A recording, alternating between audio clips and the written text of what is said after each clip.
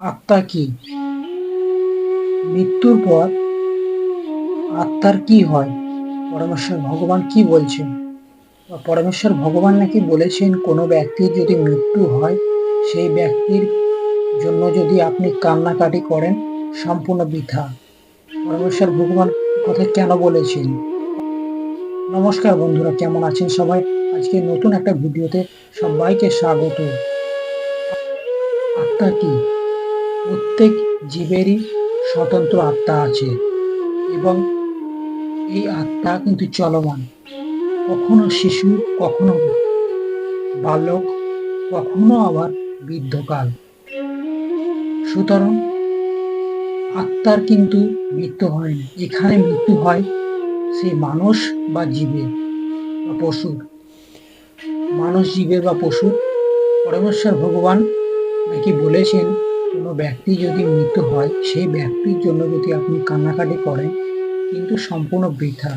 এই কথা বলছেন তার কারণ হচ্ছে আত্মা কিন্তু স্বতন্ত্র, মানে আত্মা কিন্তু চলমান। এই একটা বাচ্চা জন্মালো, সেই বাচ্চা কিন্তু বড় হলো, বৃদ্ধ হলো, নিয়ে মারা গেল। এই আত্মা তার শিশুকাল থেকে বৃদ্ধকাল পর্যন্ত যে কর্মকাণ্ড অনুযায়ী যে কর্মফল তৈরি করলো, সেই কর্মফল অনুযায়ী সে কিন্তু আবার নতুন জীবন পাবে। অর্থাৎ সেই কর্মফল অনুযায়ী সে পশু হতে পারে, সে মানুষও হতে পারে। অর্থাৎ আত্মার কোনো দিক বিদিক নেই। কিন্তু এই মানব জীবন বা আপনার যেই জীবনে আছেন না কেন, সেই কর্মফল অনুযায়ী আপনাকে কিন্তু সেই আত্মা কিন্তু সেই নতুন শরীর পাবে।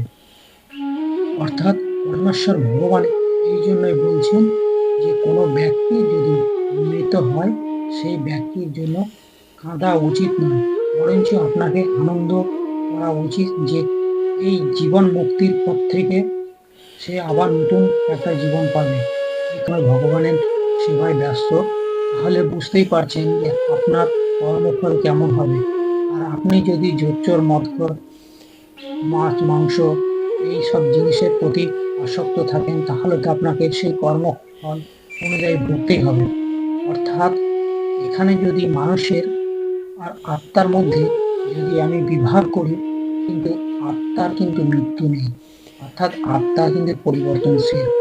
আর মানুষের যদি এই শরীরের যদি আমি বিভক্ত করি, সে কিন্তু পচে যাবে, গলে যাবে, পুড়ে যাবে, সে ছাই হয়ে যাবে, কিন্তু আত্মার কিন্তু মৃত্যু হবে না। অর্থাৎ সেই জন্যই পরমেশ্বর ভগবান বলছেন যে কোনো ব্যক্তির যদি মৃত্যু হয়, সেই ব্যক্তির জন্য কাঁদা সম্পূর্ণ বৃথা।